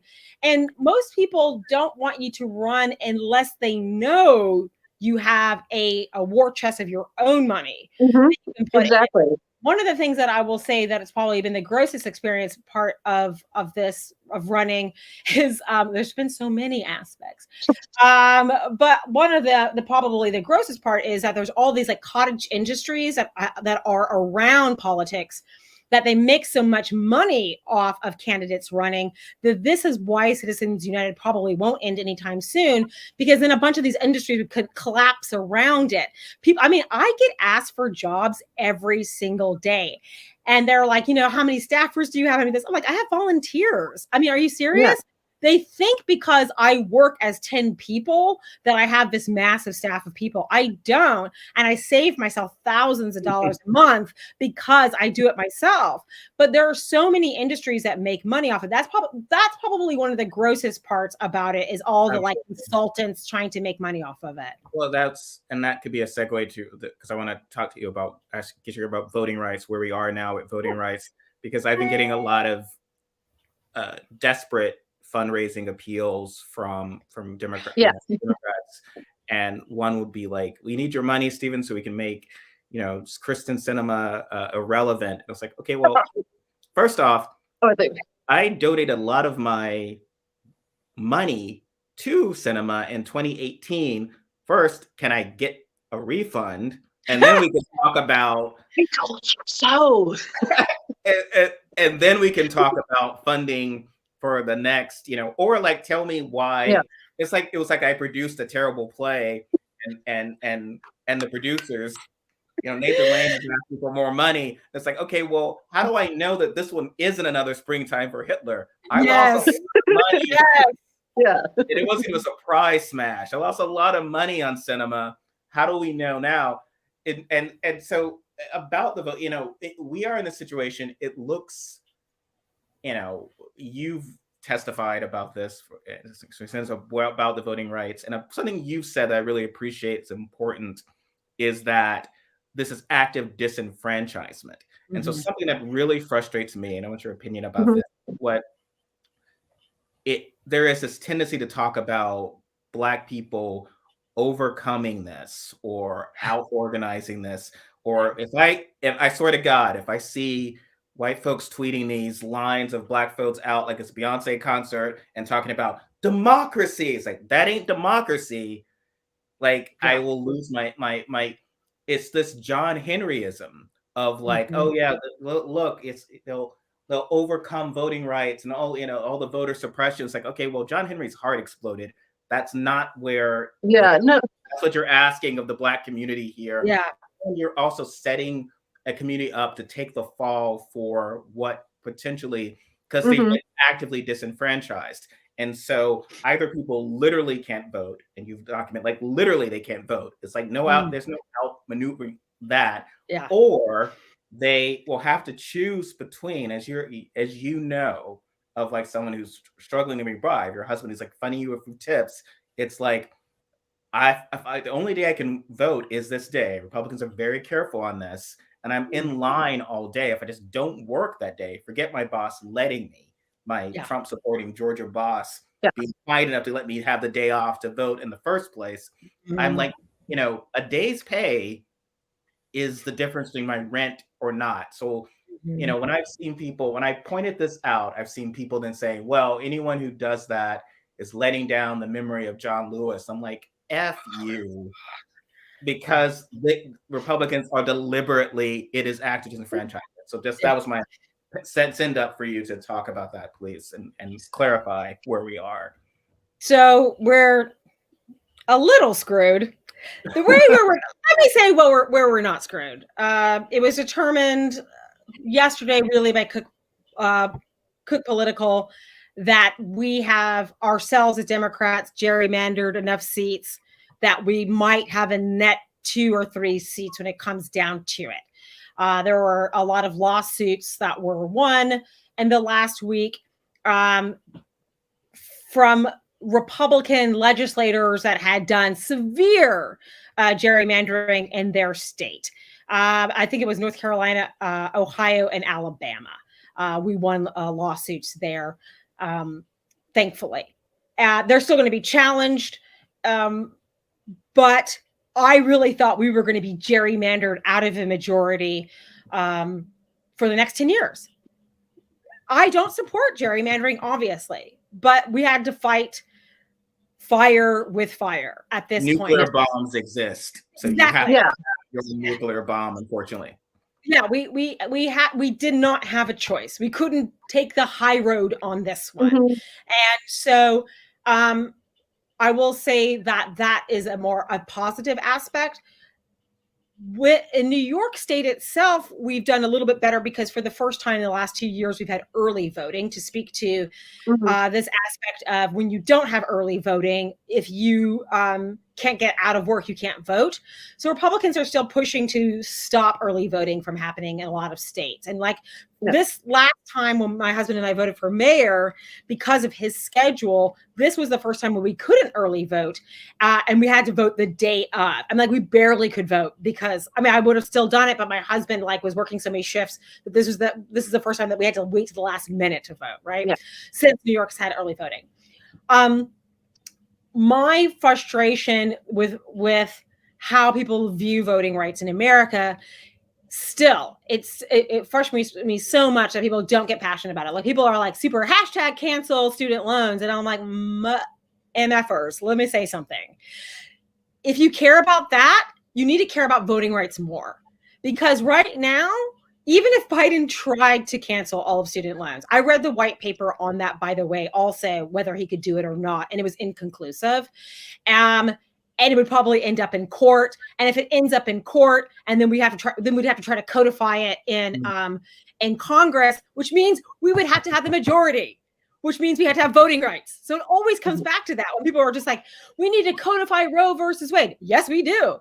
Well, we need the majority to do that, and we need voting rights. So people are still not understanding that voting rights is the issue.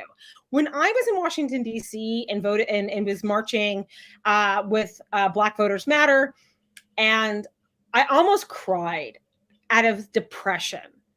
There was only Black people there. And I was in a group of Black men and one Black woman, and we were just like, nobody's here. What is happening? And then we looked across the street, and there was literally, in our little circle, there were more people brunching across the street from us than there were us standing in that corner. Yeah. And I just wanted to cry, because I recognize that this country is still not getting it. When I went to an abortion march, to protect abortion rights, I saw a sea of white women there. And none of you guys march for voting rights. You care about reproductive justice? Because I do. That's why I was voting. That's why I was at the voting rights march, because you have to connect the two.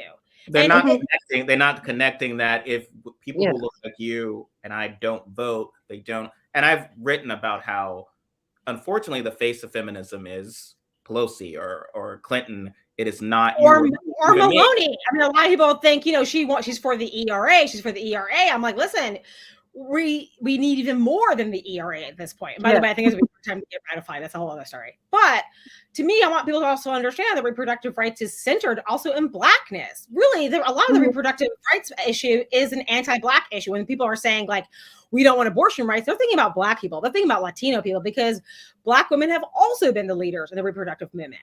So to me, like, when you're not connecting the two between voting rights and abortion access and environmental issues, because at a forum, someone says, we need to talk about, like, the waterfront and, like, how are you going to talk about the environmental legislation as far as the waterfront is concerned, or because there's flooding. I said, we should be talking about environmental racism. The reason why that waterfront has not gotten fixed is because what's here? Public housing. I live across the street from public housing. What's right next to us? Waterfront. It's environmental racism. all of it comes back down to voting rights, Yes. not allowing Black people to vote, not being able to take care of environmental racism, not having access to abortion care, and people don't get it. I have been, one of the reasons, like, listen, there's a lot of times where I'm like, I'm going to drop out. You know, I'm shouting into a void. I'm so tired. My husband's tired. We're both just like staring at each other like, I'm so tired. I love you though. I'm so tired. I love you too. Believe in you. But the reason why I was like, maybe I'm going to drop out, I talked to Rebecca Coakley. She's a big disability rights advocate. I mean, like she's awesome. She's awesome, right? And so I said, Rebecca, I'm thinking about dropping out. I'm tired. I'm running against two corporations. I'm running against two people. One of them, the Justice Dems person, by the way, this is also the hypocrisy when you're saying, I'm sorry I'm harping on them so much, but I kind of want to sit down with Justice Dems and say, if you're really going to be an organization, maybe you should discover disabled people. Because one of the things that I have an issue with is the person I'm running against has not mentioned the ADA once online, not SSI once online, not accessible housing once. Her housing platform doesn't even have accessibility within housing. It mentions the word disability once in her 8 pages that I read, right? So to me, what's frustrating is like, Maloney doesn't talk about disability either. So I'm just like, that's 25% of our population in America, and you're not talking about disability, which is also connected to voting rights. And so I told Rebecca, I was like, I don't know, maybe I should just stay in to talk about voting rights. And she said, yes, and yes, and stay in for disability. Yes, we're gonna do a fundraiser for you. Do not drop out. And again, the only reason I was thinking about dropping out was because one, I was just like, this process is really grueling. And by the way, I don't ask poor people for money. So it requires you to ask people who don't have money for money, and I just refuse to do it.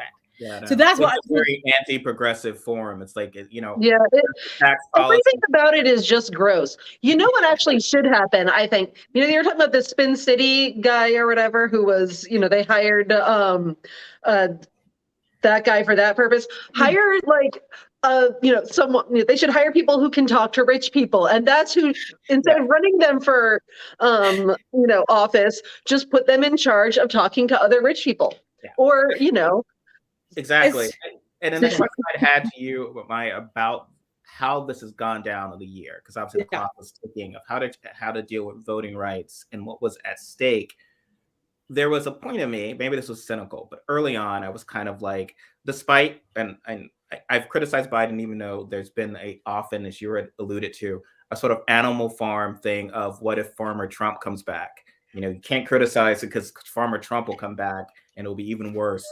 But the one thing I mentioned was that he had run, the reason he was like, okay, well, Elizabeth Warren's saying all these things, and Buttigieg said the same thing, but they can't reach across Republicans and get Republicans to do all the stuff that I can do. And I foolishly believe that he would be able to actually get literal, quote unquote, Democrats to see the importance of his policy, specifically voting rights, when he said, that Black community, we have your back. So when Republicans are actively disenfranchising Black people, perhaps including the woman in the elevator, order of them who might not have voting rights, that's a story at times you would think would turn up on. Like, wait a minute, can she vote? Right. But part of me was like, well, Manchin and Sinema are not going to move on this. Right. I felt in January, like it was clear. And he didn't seem to have any leverage. And to the extent that, well, white people might be able to vote, white folks can be a little fickle. All right, cancel the student loans, get some, white kids, students to come out, or white people, and that'll affect, cancel loans affects anyone, but do anything to get the David Hoggs excited, to get anyone excited to come out, do whatever it takes. That's not a Mitch McConnell approved bipartisan bill. Do anything it takes to get people to vote. But then what happened was like, it seemed like after the Build Back Better failed, then it was like, now we're going to focus on voting rights. Like, well, that's these same assholes are still not going to turn around on it. And Malcolm X quote of like, okay, well, you got everything done, you failed, and now you bring up us. We put you first, you put us last. We're chumps. And it feels that way of just, if McConnell, the man of honor and integrity, as Biden described him, and like he was writing his LinkedIn profile, his Tinder profile, Mitch McConnell, he's dreamy. And she was describing him that, it seems as if he's clear on that, of like demoralizing the base leading into a midterm is a great strategy. So it's almost like attacking voting rights appealed to the Republican base because it meant to you of like, yeah, that election was stolen and the black people stole it. We know it because like in states like Georgia where Ossoff and Warnock are their senators only because they got 29. I'm sorry, I do believe that some people were blaming the Italians, but in Italy. It's my favorite conspiracy theory. Oh my God, if you'd ever use the internet in Italy, there's wow. So, the idea of like they stole this election, we're gonna fix that. So they're at least appealing to their base on that. And then that's a direct attack, both with like in the abortion ban bills. It's a direct attack to your supporters, and then it's a sort of like you need to show that you can kind of defend your supporters from the attack. If you can, it just makes it appear that you're weak, unable to, and people don't turn out. It's kind of like you can't protect me. What use is there? So I don't know what could have been played differently last year, or was there anything to be done with these attacks that you believe that the Biden administration could have done differently, knowing that Sinema and Manchin were not gonna? I think the mistake was right after he got sworn in that he should have immediately gone with voting rights because there would have been a different type of pressure. I know he had to deal with the COVID pandemic. I know that he had to deal with these different issues, but to put that first right off the bat when the world was looking at us, when the world was saying, oh my God, what is happening? There was this continuous fascism that happened, this domestic terrorist situation happened, and to say, we're going to make our democracy the strongest democracy again in the world. For Biden to have started there, along with, we're also going to talk about infrastructure, we're going to talk about jobs, he should have made that a push right at the beginning. This idea to make it a push, like while the maps have been dropped, what people don't recognize is this. A lot of people don't understand that when the Voting Rights Act was gutted, why it was so devastating. When the Voting Rights Act was gutted in 2013, what they moved out of it was this thing called pre-clearance, which means before you could shut down polling locations, before you could gerrymander something, you'd have to get permission from the DOJ to say, hey, we want to move all these Black people into one district, right? That's called packing, or packing, stacking, or you crack a district and you dilute the power of Black people, right? You would have to go to the DOJ and do that. And so that got removed from the Voting Rights Act. So all of a sudden, if the DOJ wanted to sue, they had to do it one at a time. So I compare it to a dam, which was before it was like this, the VRA was like the dam holding all this water back. Yeah. And with the clearance gone, it broke the dam and all this flood came in, and they're trying to put back the bricks as fast as they can, and it's not working. So that's why you had a flood, literal voter suppression happening across the United States. What the John Lewis Voting Rights Advancement Act would have done would have put that pre-clearance back in and improved it. What For the People Act would have done was a gorgeous piece of legislation. It would have come in and made where your money is coming from transparent. So everybody would have to disclose every dollar of where it would come from. So a lot of people were like, I don't know if I want that, so there was so much so it was a whole thing. It was like addressing Citizens United. It was exposing where money was coming from PACs. It was addressing gerrymandering. And then what happened is the Freedom to Vote Act was a little bit of a pared down, a compromise for the People Act. And that it was still a very beautiful piece of legislation, but it was one where Manchin and Sinema were kind of pretending, well, maybe we'll go after this. The thing is, if Joe Biden had hit him right at the beginning, right after he got inaugurated and said, we're going to make this the strongest democracy ever, we're going to bring this Voting Rights Act legislation to the floor, then that could have been a fight that we had the rest of the year instead of waiting until the last minute when the maps already dropped. Because once you've already done that, even if you pass the John Lewis Voting Rights Act now, even if you pass For the People Act or Freedom to Vote Act now, whatever's already been gerrymandered can't get changed or fixed at that moment. That's not what it does. You have to have the preventative measure. And again, we would be very happy to have any of those pass right now, but obviously that's not going to happen. We're going to now have to wait to the 118th Congress to make that happen. And people need to understand that is the reality of the situation. Joe Manchin and Sinema are Republicans. I'm glad that they at least voted for BIF for the infrastructure bill. So thanks. But other than that, you know what I mean? It's like, other than that, these are Republicans that we can't count on. So now the Democratic Party, this is something that Democrats do terribly. We don't do long-term planning. Republicans are great at it. Republicans have been planning this moment in time for over 100 years now, right? Yeah. There's a history of like, how do we make sure that we roll back civil rights? Anytime, from Reconstruction, how do we roll back Reconstruction? Civil rights happens in 64 and 65. How do we roll that back? Obama gets in. How do we roll that back? They're constantly doing that, and they're always planning it. Democrats, on the other hand, we're always reacting. We're always reacting to something instead of like, what do we need to plan? How do we win at the state legislature level? How do we win at the local level? How do we win school boards? How do we win judges? We don't think in those terms. We're sure, and because we're always infighting. By the way, we're always a lack of awareness of the child issue, because again, not to beat up on Pelosi about talking about this, but like it was the good Republican Party that gutted the VRA. Yes. Roberts had been planning that for years. It was since he was working with Reagan. So it's not like these guys, it wasn't Trump's plan. Trump never had a plan to a certain degree. Stephen, I don't even think he knew what the VRA was. He was like, this was specifically what Republicans wanted to do. And I don't think the average voter, even any white voters of any race, understand that what was being proposed was restorative. So while man of his word, Mitch McConnell's describing a federal takeover, which is coded because that's what he said during the Civil Rights Act. Not that anyone will know that because we don't teach history anymore. But while no one was saying this is restorative. And then you had Manchin and Sinema talking about, well, we won't stop any sort of stop Republicans. We won't support a Stop Republicans from Cheating bill unless Republicans will support a Stop Republicans from Cheating bill, which seems weird. It's not going to happen.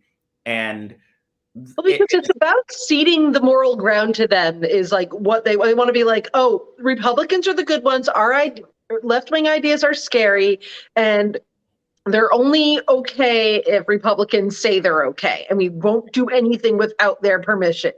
Exactly.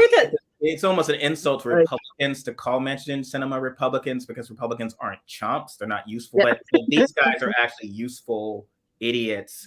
I mean, Sinema has to looks at the checks. She knows all her GOP donors.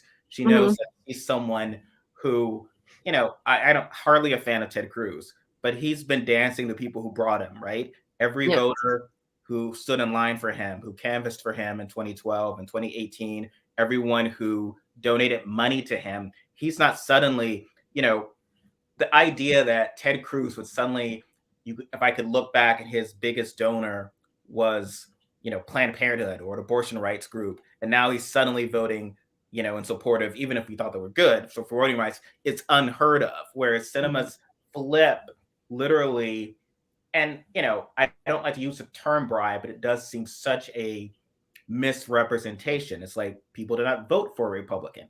They did not vote for, and I was like, well, she voted for judges, and she's like a Susan Collins. She voted for some of his judges, and she voted for this. But that's arguably worse, because Democrats can go full bore to the extent they can against Ted Cruz, against Josh Hawley. They don't go full bore. Like, Biden's not going to have Josh Hawley or Ted Cruz on the White House floor talking about, we've just passed this bipartisan bill, and we can all get things done together if we try. And then later, she undercuts Biden and implies that Biden's the reason there's no Voting Rights Act. So like a lot of her stuff's like internal sabotage within the party. So it's sort of like she's not like an overtly Republican. She's almost like sort of, like, you use a mob terminology. She's been sort of working from inside to sort of, I know I don't want to be a conspiracy theorist, but it seems like I don't see any explanation or anything other than clear internal sabotage for the past year. My Occam's razor explanation is that she's taking shady money and she doesn't want the transparency. To me, that's it. It comes down to self-preservation. And for a lot of these people that are in Congress that are refusing to vote on bills like For the People Act or Freedom to Vote Act, it's because transparency would bring tons of controversy when we find out exactly the people that are funding them, the ones that are pulling the strings and the puppets. I mean, and that's also why there needs to be urgency. And it's also why, to me, why I do want to say I criticize the media a lot, but there are some great journalists out there, especially like with ProPublica. And I would love to see ProPublica really investigate the types of funding that people in Congress are getting in a larger way. There's some transparency, but there's not all transparency on that. And I firmly believe that Manchin and Sinema are do not want to reveal a few things, and this is why they're doing that, and they're getting things from Republicans. They're also loving the power. I mean, it sounds so simplistic, but they love having that aspect of power. So this is why, to me, right now, what Democrats can do is say, let's cut our losses. They're not with us. What do we do now? We have a slate of Black women that are running for the Senate right now. Let's get them elected. There are Black women running for governor. Let's get them elected. Let's make sure that we have people that have been leading in voting rights, that have been working for our communities. Let's get them in power and that's another thing I want people to think of when they think of me. I'm just like, hi, I've been working on behalf of our communities for a long time, especially with voting rights. I've been doing voting rights workshops and education. The day that the insurrection happened, I was giving a voting rights lecture. It was happening while I was talking. My husband came downstairs, like, hey, we were at his parents' house. He was like, something's happening in Washington, D.C. right now. And I'm like, I'm with you in a second. And then, after we were done, I was like, oh my God, this insurrection was happening while I was talking about voting rights. So to me, this is the people that we need to get into power, are people that are like, I deeply care about our democracy. And why do I deeply care about our democracy? Because the most vulnerable are the ones that are going to die. Did die during the pandemic.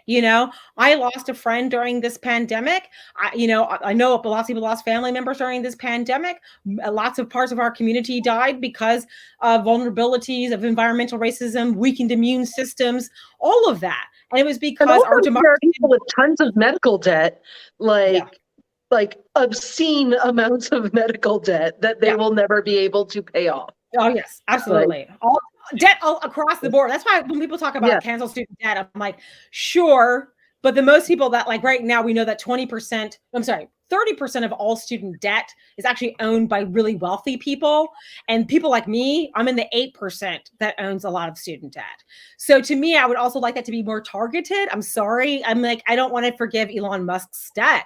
I just don't. I'm sorry. So to me, I think that has to be more nuanced. So people need to also recognize that Biden did cancel a lot of disabled people's student loan debt. That's fabulous. And he needs to keep going with that targeted approach right now, because one of the reasons why I also believe that education should be free.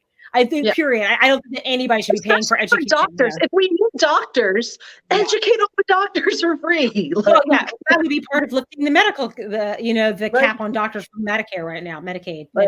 Yeah. Anyways, I know we're almost at 2 hours, and me and my husband need to eat some food because he's got to go back to work. We went on because I really wanted to. Well, it's really nice talking to you. About voting rights, and you really brought it all together of how this was a sort of a lot of this was direct part of the slow motion coup after the first insurrection, and sort of treating it as sort of a different issue is probably not wise. But this has been great. We hope we can chat again soon and sort of revisit as things have been going. But thank you so much for joining us, and for everyone for participating, and we will see everyone next week.